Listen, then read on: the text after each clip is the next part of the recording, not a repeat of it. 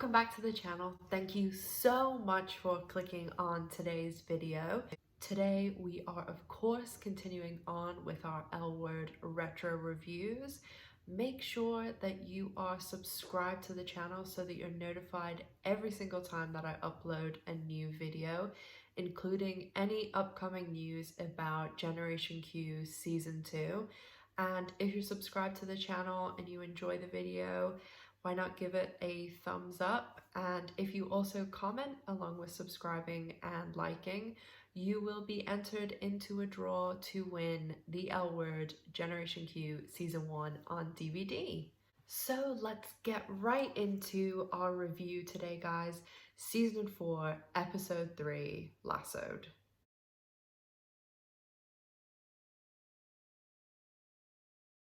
Sorry if I'm causing any controversy with my strangest accent in the world, lassoed, lassoed, so either way that it's said is fine with me. I am enjoying this season so much, and this season is just full of like funny things I mentioned in the last review.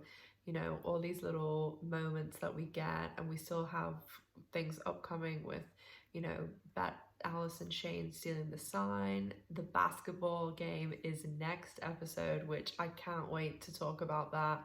And this episode, we get the gift that keeps on giving, the straight and gay mixer that Tina and Henry throw. I need to give more of these out, but the straight and gay mixer is just chef's kiss, amazing, well done the L Word, because it is so accurate. But we will get into that in a minute, as always, starting off with each character and Jenny. Jenny doesn't have too much going on in this episode. It's kind of the follow-on from last episode where she's had her review done in Curve magazine by Stacey Merkin, and I actually felt sorry for Jenny at the end when, you know, the girl says, oh no, I haven't read the book, but, you know, the review in Curve magazine wasn't great. I mean, that must have been really difficult for Jenny to write a book about the abuse she suffered. So I do, my heart goes out to Jenny a bit in this episode, and I did enjoy her little, like, you know, chat with Phyllis. And I had forgotten that Phyllis was actually the one that gave Jenny the idea to kind of go out and prove Stacey Merkin wrong by proving that her girlfriend wasn't this saint that Stacey was portraying her to be. Next up we have Max, and again, another character that as every episode goes on, I'm just like, justice for Max. He was such a nice guy. Like, there's no other way to put it. I know that season 3 Max had his ups and downs, but Max, you know, is really helping with Shay, and, you know, completely offers to mind him and, you know, show him the car and take him out for dinner and stuff. And we also see Max like starting this relationship with his boss's daughter, and of course the daughter isn't aware that Max is trans, and that storyline is developing. But yeah, Max, another person I was just feeling sorry for this episode. He's just being a great guy and helping out his friends and, you know, keeping his boss happy. He seems to be very good at his job as well, and even was helping Jenny out too. So poor Max as well this episode. Shane is continuing her storyline with Shay, and in this episode she's trying to get Shay into school. She is a bit in the dark as to what to do, but gets there in the end and gets him into the nice school that she wanted him to go to. Shane also offers Helena a job, which turns out to be an absolute disaster. But, you know, Shane is one that's always trying to help out her friends in whatever way possible. And Shane lets Helena go in the nicest way I've ever seen anyone be let go from a job. And Shane kind of says to her, there is something out there that you're good at, but it's clearly not being a receptionist at Wax.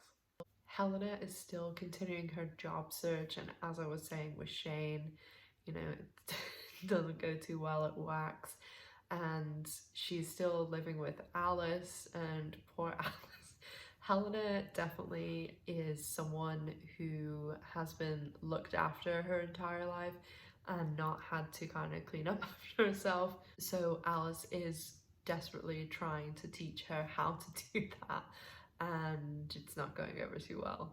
On to Tina, and I wanted to mostly focus on kind of the gay straight party that they had for this episode review because it's just hilarious, and everything about it from the very beginning when Henry's friends are, saying that one, are they all gay?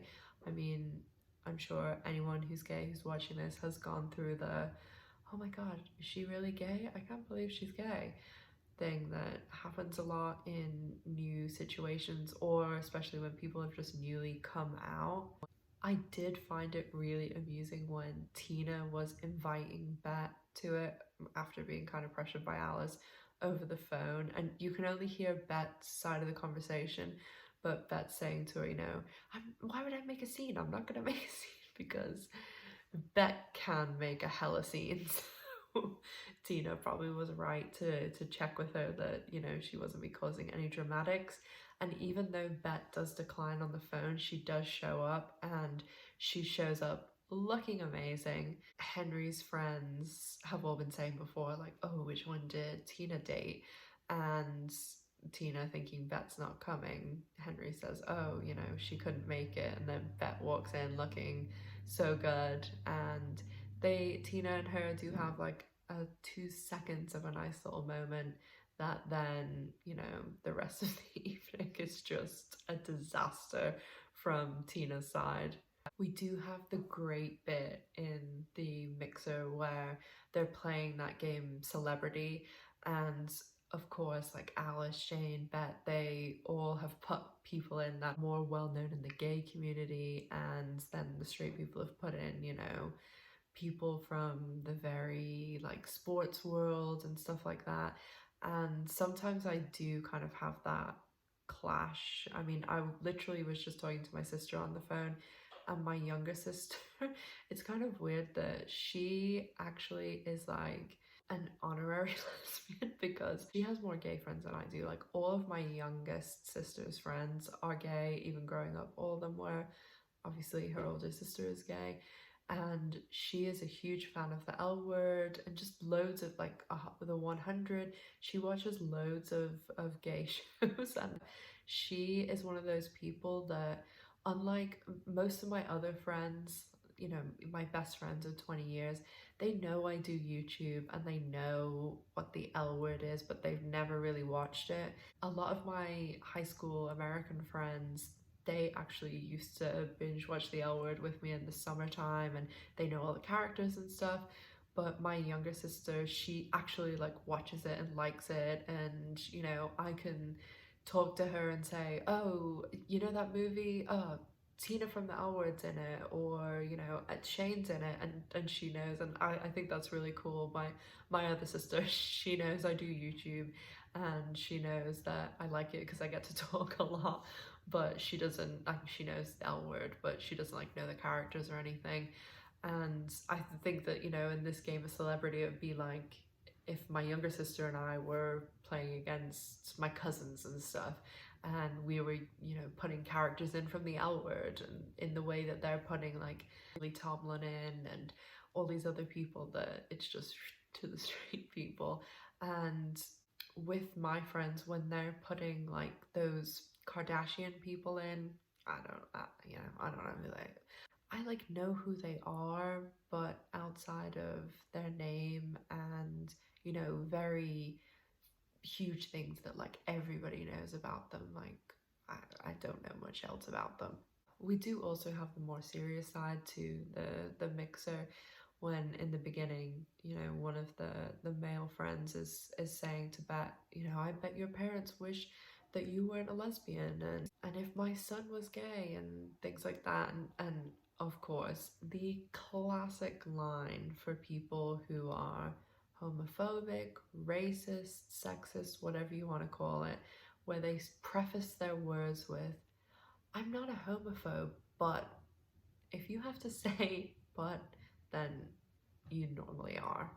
And Bette just completely shuts him down, like, by, you know, she goes, oh, how nice, an honest homophobe, as if, like, we don't hear enough from the honest homophobes. They're constantly everywhere screaming and squawking, so we hear enough from you, honest homophobes. And then we do get Bette turning to her right-hand woman, which is Shane. Surprisingly, Bette always does turn to Shane in kind of her desperate times or when she really needs help. And, you know, even in this situation that she clearly wants to get out of, Shane, Alice, and Bette all leave and go to the planet that's having like girls' night. And when they come in, they're like, oh, thank God, you know, we're back among our people. And I don't know about you guys, but normally if I do meet someone else who's gay sometimes, especially if it's in a setting where there are a lot of straight people, that you just do have that level of understanding sometimes. And it's like if when I'm in America and I meet another British person, or when I'm here and I meet another American person, that you just have this like instant little connection. And it, you know, it's silly and stuff, but there's people in the States, a guy that I used to work with who's British, he's like 10 years older than me, married, family man, and we worked together and we ended up being really good friends. And if we both lived in the UK, we probably wouldn't necessarily have been friends, but being both British and in America, it made us instant friends. And it's the same thing here. Like, I have an American friend that I just really don't have much in common with, but because they're another American here, have that little level of understanding. And I do have a few gay friends that we aren't really like normally the sort of people that would hang out together, but because we're both gay, we just have that like little level of recognition with each other. Shane and Poppy do meet in this episode, and this bit I'm kind of talking about everyone, but also this is moving on to Bette. And we do have Poppy meeting, but also Alice and Phyllis meeting, and Phyllis is quite taken with Alice, and I think Alice does like Phyllis, but she loves that it bothers Bette. And, you know, Alice certainly knows how to push Bette's buttons. One thing I noticed in that scene at the planet was when Bette is giving Helena advice, and even though it's only been, you know, 2 seasons, 2 years, it's like, wow, like how different things are now that Bette and Helena are hanging out as friends, and Tina's kind of the one that's ostracized from the group. Definitely times are changing. Just a 1 minute pause that I know Miss G hasn't been in her usual spot. It's because she's sitting right here. So for all you Miss G lovers, just wanted to give you a little preview of the little woman. Say hi to everyone, G. You saying hi? She's very sleepy. Just wanted to make sure she said hi to everyone. And this is leading us to the end of the episode that ends the next day when Bette and Phyllis are at school, and Phyllis is kind of observing one of Bette's class, and Nadia is obviously in the class. They are working late, and when they're leaving, you can see Bette's mind kind of working. And all episode, like even in the beginning, you know, when Bette's like, oh, my shoulder's sore, Nadia's, you know, you can see Bette like trying to control herself and like look away. And Bette offers Nadia a lift home, and, you know, Nadia is very open about the fact that she likes Bette throughout, you know, last episode and this episode. And finally, the episode ends with super hot scene, with even just the way that Bette unclicks both of their seatbelts at the same time, with Jennifer Beals, Jessica Capshaw, Bette and Nadia hooking up, and both actresses just looking amazing. Love both of them. Great scene. It got cut way too short in my opinion. Overall, I really enjoyed this episode. The whole gay straight mixer thing just had me in stitches. My very specific notes actually say holy crap, WTF, and awkward, awkward, awkward. That was the first thing I wrote about it.